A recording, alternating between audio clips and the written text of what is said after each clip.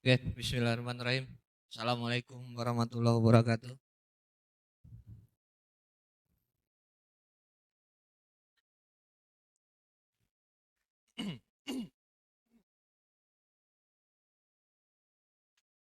Oke, jadi seperti biasa sebelum kita mulai acara, gue mengajak kita semua untuk mengawali acara ini dengan mengosongkan gelas, mengenalkan diri. Semoga dengan niat seperti itu, niat ingin menambah ilmu, ingin belajar, ingin menyerap sebanyak-banyaknya pengetahuan yang disampaikan. Semoga panjang acara nanti berjalan, kita semua bisa apa ya bisa menerima, bisa menyerap, bisa mendapatkan hal-hal yang luar biasa yang tentunya menjadi bekal kita untuk esok dan seterusnya. Jadi, bismillah, kita mulai acara kita dan sebelum kita lanjut, beberapa hal mungkin akan gua sampaikan mengulas tentang yang tadi sore mungkin dibahas tentang perjalanan warna wisata khususnya dari awal banget telah disampaikan. Dari mulai berjalan sedikit dibagikan ceritanya, nambah lagi perjalanan dibagikan lagi ceritanya, dengan harapan bahwa kita semua mampu mengambil nilai, mampu mengambil pelajaran, ilmu yang dibagikan. Karena walaupun kita tidak terlibat secara langsung dalam prosesnya warna wisata, tentu yang disampaikan ini diharapkan tadi bisa membuat kita mengaplikasikan ke dalam bentuk lainnya. Yang penting kita bisa dapat benang merah dari yang disampaikan apa. Pelajaran tentang penerimaan, tentang titik nol, ini pun sudah sering disampaikan, bahkan kita godok hampir berapa bulan kemarin, dan insya Allah akan kita teruskan, sehingga kita benar-benar mendapatkan, oh ini ternyata maksud dari titik nol. Oh ini ternyata maksud daripada penerimaan. Karena sekali disampaikan tentang penerimaan, mungkin kita belum ngerti maksudnya ke arah mana. Dua kali disampaikan, mungkin baru mau masuk. Tiga kali disampaikan, mungkin baru mulai kenal. Setelah sering disampaikan, baru kita mulai, oh ternyata. Ditambah lagi dengan pengaplikasian praktek-praktek yang kita terapkan dalam keseharian, sehingga disambungkan dengan pelajaran titik nol, disambungkan dengan penerimaan. Karena penerimaan yang disampaikan Ibu melalui perjalanan warna wisata tidak hanya berlaku untuk pembukaan warna wisata. Lihat kejadian kita di rumah, lihat kejadian kita di kantor. Apakah ada sangkut paut dengan penerimaan? Apakah ada sangkut paut dengan yang disampaikan? Kalau kita ambil benang merahnya, kita pasti bisa mengaplikasikannya ke banyak hal. Jadi bukan, oh dia mah jalan ke warna wisata, ya mungkin dia praktek, ya mungkin dia mendapatkan pengetahuan tentang titik nol. Lah, gua kan enggak jalan ke sana. Ya. Yang lebih parah lagi, yang ikut jalan ke sana tapi enggak belajar. Yang ikut dalam perjalanan warna wisata tapi enggak tahu penerimaan seperti apa. Yang ikut dalam perjalanan warna wisata tapi tidak mampu menerapkannya ke bentuk-bentuk yang lain. Ini kan yang jadi PR kita. Karena dari awal pun disampaikan, ambil inti benang merah ilmunya tentang penerimaan, tentang lepaskan pengakuan, tentang lepaskan ketergantungan, tentang merasa bahwa kita bukan siapa-siapa, tentang merasa bahwa kita tidak mampu apa-apa, tentang merasa bahwa kita tidak punya apa-apa. Ketika bahasanya merasa, artinya kita jangan sampai mengalami. Dalam arti mengalami ini kalau konotasi yang kita bayangkan adalah pada saat kita emang terpuruk jatuh ke bawah, kita saat itu kita tidak punya apa-apa, kita saat itu tidak mampu apa-apa, dan saat itu kita tidak dipandang jadi yang siapa-siapa. Bukan yang seperti itu.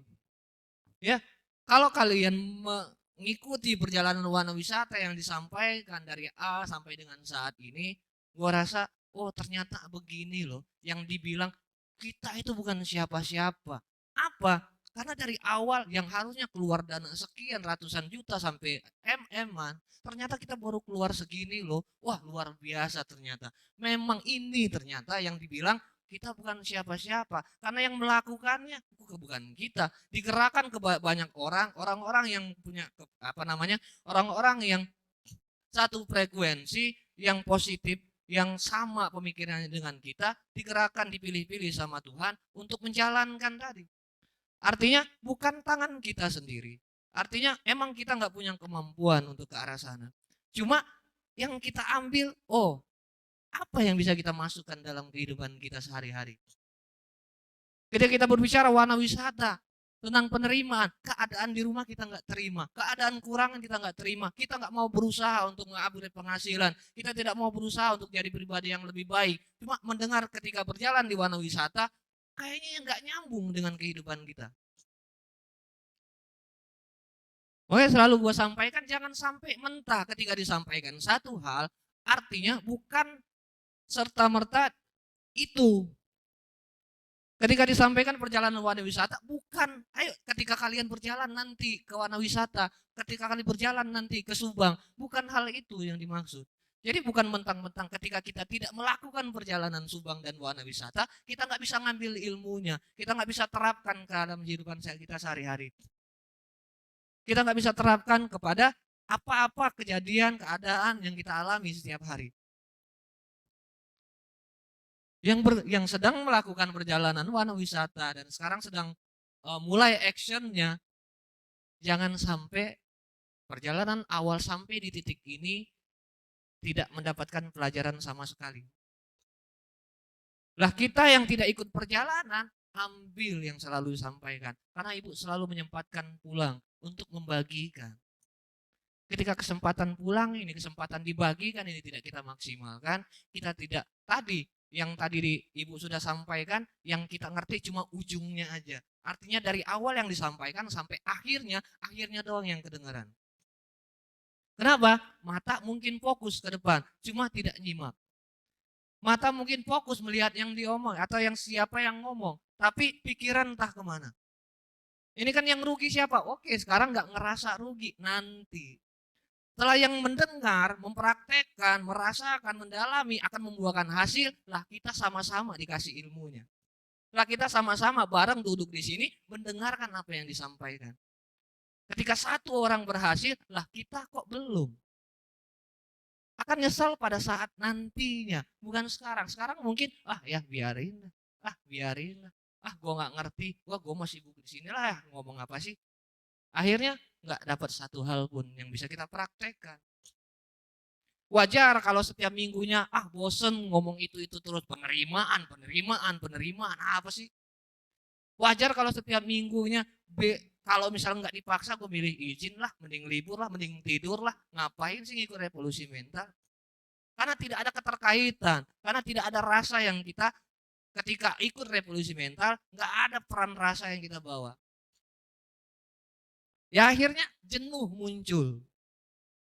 Ketika kejenuhan muncul, udah nggak akan ada yang masuk. Ini yang kita sebut dengan penolakan juga. Ya kan? Ini yang kita sebut dengan tadi sok pintar tadi. Ini yang kita sebut dengan penuh tadi. Padahal kalau misalkan kita flashback ke belakang dari awal berjalan ini dimulai dari pemikiran untuk buka tambahan potensi untuk bulanan, akhirnya terpikir warna wisata dan nggak sadar sekarang warna wisata udah punya konsep yang luar biasa. Lah kita cuma karena kita nggak ikut rasa ketika dengar cerita itu. Akhirnya apa? Udah besar ya. Begini ya. Rasa nggak percaya muncul di sini. Emang iya apa? Emang udah sejauh ini?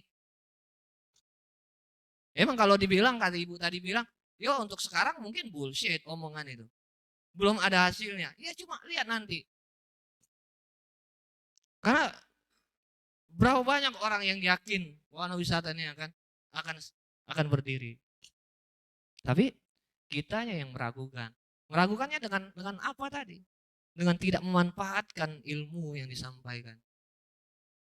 Padahal ini ilmu yang luar biasa. Kebayang kalau kalian nih contoh, tadi ibu ilustrasikan, kalian punya mimpi yang luar biasa, nggak punya dana, nggak punya modal, nggak punya relasi, dan warna wisata berangkat dari seperti itu juga. Ilmu nggak untuk memulai nanti, ya kan? Ilmu nggak untuk kita bisa praktekkan nanti. kalau mengarah kepada kita pengen jadi pengusaha yang hebat, kita pengen buka proyek yang tidak masuk akal. Kalau kita berbicara proyek ini ya nggak ada logikanya. Nggak ke logika. Dari awal penggarapan sampai detik ini pun nggak ke logika. Tapi kalau kita nggak belajar tadi gue bilang dari hal itu, ya itulah yang dibilang sama duduk kita di sini mendapatkan bahan yang sama, ilmu yang sama, bekal yang sama. Tapi kenapa ada yang cepat naiknya, ada yang lambat, ada yang stuck di tempat, ada yang nggak pernah berubah. Itu kita sendiri. Kita sendiri yang sudah menolak. Lu ngomong apaan sih? Gue ngomong nggak ke situ, gue nggak ngerti lah ngurusin apaan sih. Masih jauh bayangan gue dari pengusaha, masih jauh. Nanti dulu lah. Yang penting gimana besok. Yang penting mah besok gimana dah. Belum ke sana. Ini yang dibilang tadi. Akhirnya kita akan merasakan rugi yang luar biasa. Ketika sudah mulai orang muncul satu-satu, sudah mempraktekkan satu-satu, mendapatkan hal yang luar biasa satu-satu, kita masih di tempat yang sama, gue jamin kita akan mental. Gue jamin kita akan malu dengan sendirinya dan kita akan hilang dari peredaran itu. Kenapa? Kita dapatnya sama, dibagikannya sama. Karena malunya kita nanti ketika semua mempraktekannya, tapi kita sendiri yang tidak ikut andil, tidak ikut nimbrung di sana, kita yang ketinggalan jauh sama orang-orang baru. Orang-orang baru yang mau belajar, yang mengosongkan gelasnya, yang mau nerima apa aja, akhirnya dia praktekkan, dan akhirnya dia mau muncul, mampu muncul, dan kita masih tetap di tempat yang sama. Kita masih ketinggalan dengan gaya-gaya dan pola pikir yang lama. Yang sudah jelas-jelas, pola pikir, gaya kita yang lama tidak mengantarkan kita kemana-mana. Walaupun mengangkat kita pada level yang menurut kita sudah naik, tapi nggak jauh, nggak signifikan.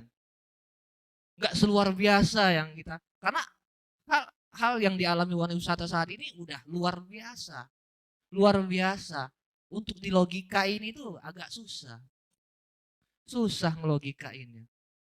Mas setiap ketemu di sini nggak ke logika, bahkan di dana pematangan kemarin nggak logika. Oh, ternyata banyak hal-hal yang luar biasa yang dialami. Lah kita, ya oke mungkin belum tahapnya kita untuk ke arah yang lebih besar. Cuma di bagian-bagian kecil yang sekarang kita jalani, dapat nggak kita hal yang luar biasa? Versi kita aja dulu. Versi kita aja dulu. Ketika gue mulai praktekan penerimaan ini, yang gue tangkap kemarin penerimaan adalah seperti ini. Apa buahnya? Cuma kalau misalkan dari awal disampaikan tentang penerimaan, tentang titik nol, dan sampai sekarang nggak ngerti-ngerti, nah kita itu di mana tadinya?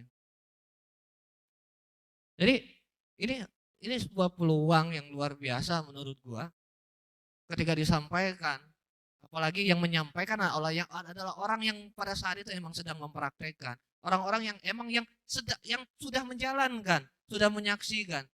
Tentunya bukan katanya lagi. Bukan kata si ini, si A, bukan kata si B, tapi benar mengalami.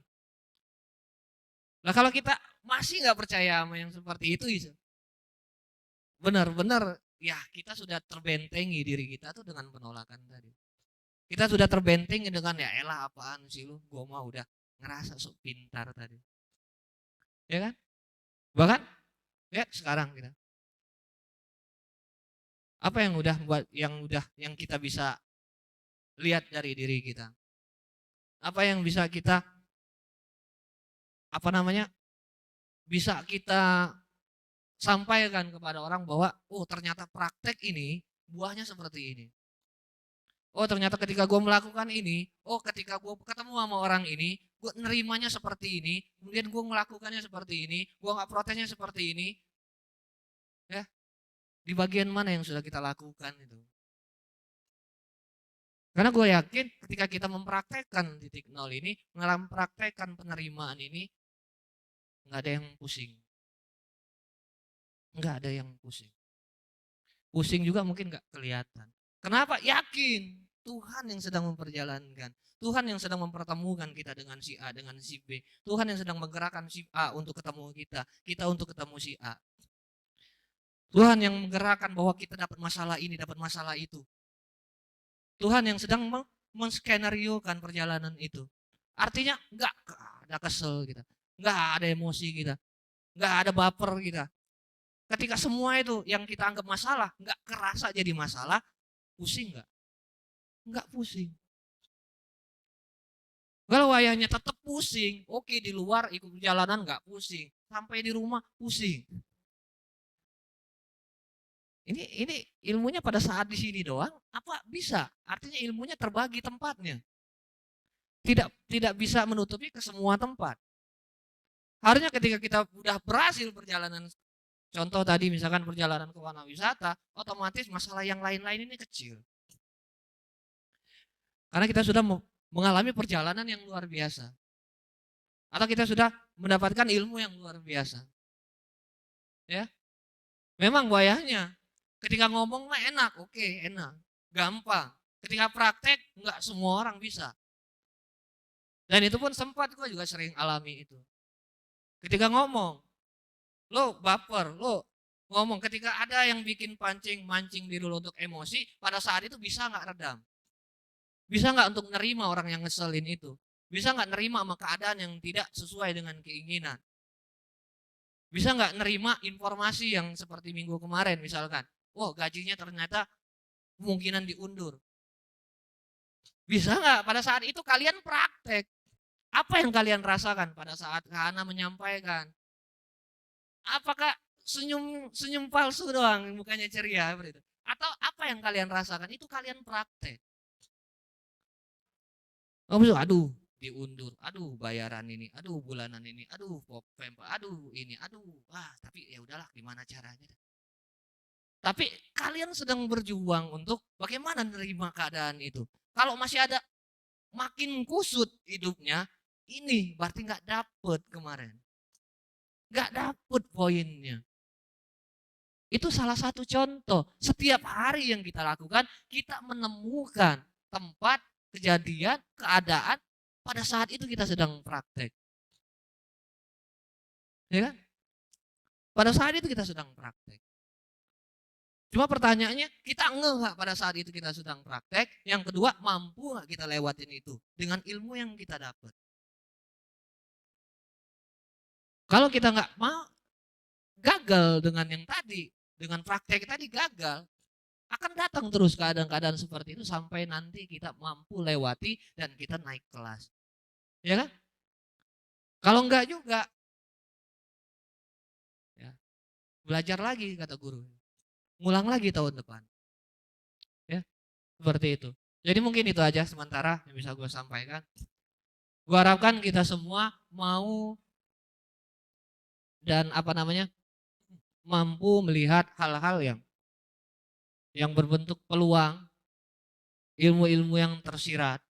Apalagi yang tersirat ini sudah disuratkan, sudah disampaikan, dicari cara penyampaian yang lebih gamblang. Ya, niatkan ketika ikut acara revolusi mental itu adalah benar-benar pengen belajar, benar-benar pengen dapat ilmu, bukan bukan cuma sekedar ngedatengin badan doang, tapi ya kita udah nutup botol kita sehingga nggak ada air yang masuk. Kalau udah kayak gitu udah sama dengan kita datang dan kita nggak datang, karena kita nggak dapat apa-apa. Kalau kita datang niatkan benar-benar minta tolong sama Tuhan, ya Allah ya Tuhan, gue pengen belajar, tolong pinggirin dulu ini, yang sok-soknya ini, tolong pinggirin dulu ini, rasa-rasa yang mau nolaknya, tolong pinggirin dulu. Gue benar-benar pengen belajar di sini, gue pengen nerima, pengen dengerin, pengen dapat ilmunya, sehingga gue bisa seperti si A, si B, si C, sehingga gue bisa juga untuk jadi sesuatu yang bernilai. Sehingga kita ya mudah-mudahan dengan seperti itu niat kita, sehingga kita bisa terarahkan. Gue yakin dari dulu sering gue sampaikan, ya kan? Gak yakin lu akan cari tempat di mana di situ ada air, di situ ada motivasi, di situ ada ilmu. Libur sekalipun hari Jumat akan datang revolusi mental. Sakit sekalipun akan datang revolusi mental. Karena ketika lo mendapatkan buahnya, lo akan cari cari terus. Ya mungkin itu dulu yang bisa gue sampaikan. Kurang lebih mohon maaf. Gua tutup. Assalamualaikum warahmatullahi wabarakatuh.